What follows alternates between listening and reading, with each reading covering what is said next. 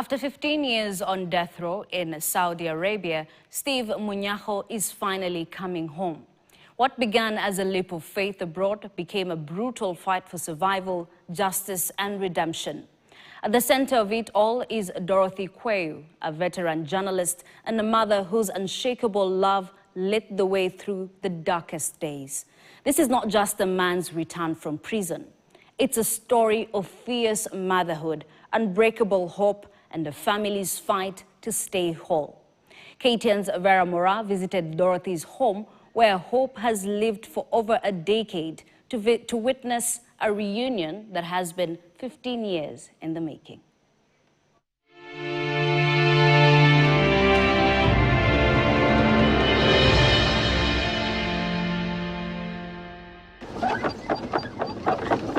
We set out our journey to Katani Road in Machakos County to tell a story of a man about to regain his freedom. For 15 years, Steve Munyakho was confined behind prison walls, his life hanging by a thread, his fate sealed by a death sentence. But this is not just a story of a man surviving the impossible. It is the story of a mother who never stopped waiting. This is where hope refused to die. This family has held its breath waiting for news, for answers, for justice, or maybe just mercy. Her name is Dorothy Kwayu, a veteran journalist, a woman of quiet steel.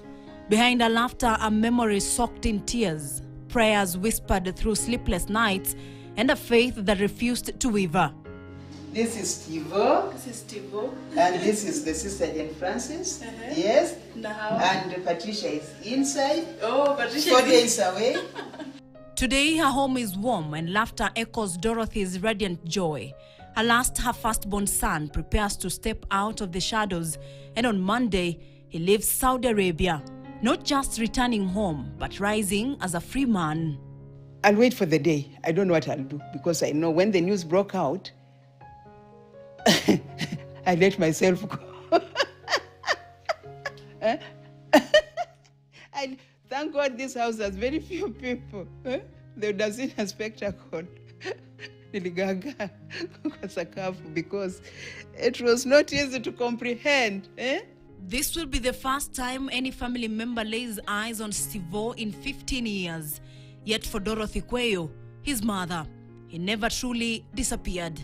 She has held on to fading photographs like sacred relics, often retreating into her quiet corner, flipping through time-worn archives just to see his face again. So here he is. This is the latest one that was used for his travel document. Yeah. I last saw him when he was 35 because he had been there for 2 years without coming home when tragedy struck. He could talk pretty frequently, but when he went back to Durban, where he was, that is a maximum security prison, he was given now 5 minutes and once a week and only 2 people. I thank God I'm one of the 2. It has been tough, especially the early days when execution seemed to be the only option. I kept telling God, God, save my child and spare me the pain and the ignominy of receiving my beheaded child.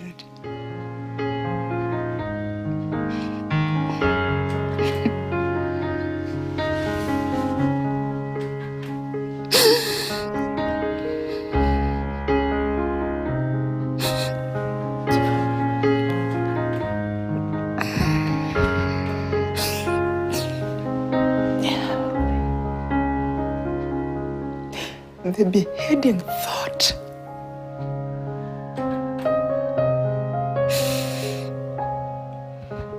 It still haunts me. It still haunts me.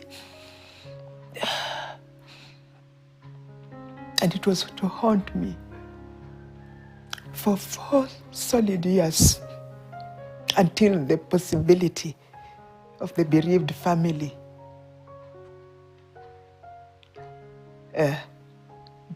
asking for blood money came about. It was tough. And when Steve calls, he would call and say, Mami, leo tumeamka kwa giza. At first, I used to think it was a blackout. But I was saying, I thought we are the only ones who get blackouts. He later explained that when he says, tumeamka kwa giza, it means one of them has been executed. In those grainy images lives the boy she raised, the man she remembers as kind, curious, and determined. Time may blur face, but it sharpens the memory of a mother. Steve left Kenya in 1996, full of promise. We even had a send-off dinner. I still remember we had pilau, we had a lot of counseling for him, you know. A young man chasing opportunity. He got a job as a warehouse manager, visited home often until 2011 when everything changed. It was around 8 a.m. on a Tuesday, April 12.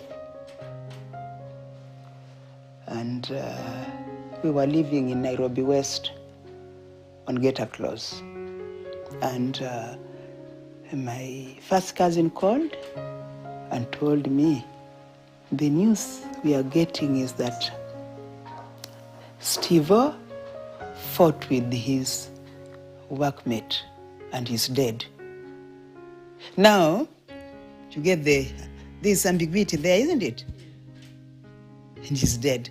So, for me, sikuwa na nguvu ya kuget details. I was sure Steve has been killed, you know, and I lost it. And we all started wailing, yeah? But around 11, some 3 hours later, my son came. Cyprian, he said, Ma'am, what did they exactly say? Because what I'm being told, it is like Steve is alive, it is his colleague who is dead. Before his arrest, Steve had worked in Saudi for 15 years. He was 37. Initially, he was sentenced to 5 years in jail for manslaughter. In 2014, the case escalated to murder. The aggregated family appealed and a Sharia court enhanced the sentence to execution. At first, the deceased widow refused the offer of blood money.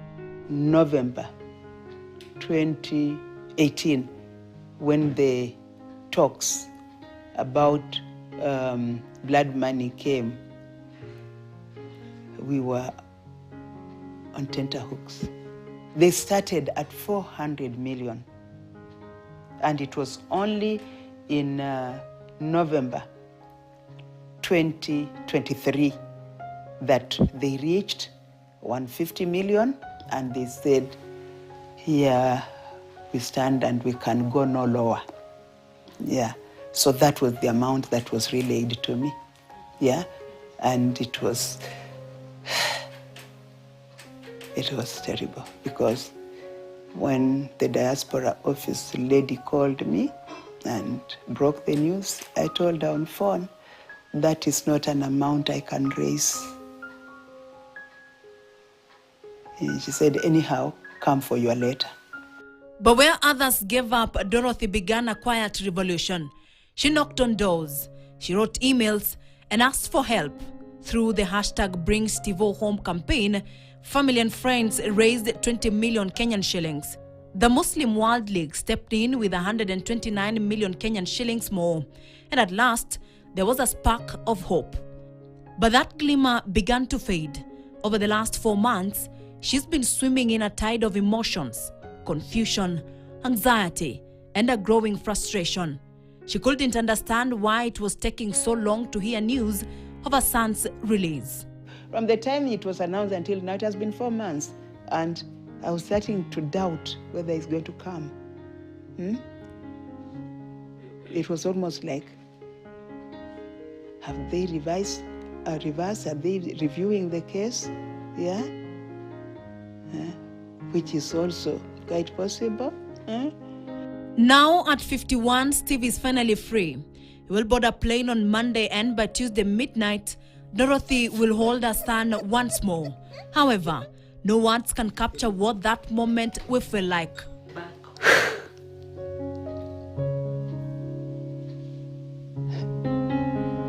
I'm just waiting to see him. For Steve's children, now all grown, the youngest, who was just 10 years when he left, has just finished college, and the firstborn graduated from Moi University and is employed. Additionally, in those 15 years, 11 nieces and nephews were born, and 5 loved ones passed, including his grandmother. Mom went, and that pained Steve a lot when she learned, because whenever he called, I would make sure they talked, because Steve was named after her youngest brother. So he used to call Steve Ndugu. So he'd say, you'll come back and that we shall dance, and me, I'll be dancing with 3 legs. Yeah? Steve would dance with these 2 legs. So when he heard that the grandma had passed on, he said, now I'm the one to dance with 3 legs. So my sister was arranging to send the walking stick over. I don't know if she has already consigned it, because it was to be picked with by one of Steve's siblings, so that he can walk with it and dance with it when he arrives on behalf of the grandmother. It has always been your wish to speak to the victim's family. Now that Steve is coming back home, is it still your wish that you speak to the family, or has that changed so far? The lady's called Nadia Abdul Rab Mahmoud. I've never met her, and I don't think she ever wants to see me, even though I genuinely wanted to go see her and seek her forgiveness. And even though I was not physically involved in what happened, Steve is still my child. So I wanted to go seek forgiveness on his behalf. But I'm ever open, and if she ever says come, I'll be ready to go and apologize to her. Vera Mora, KTN.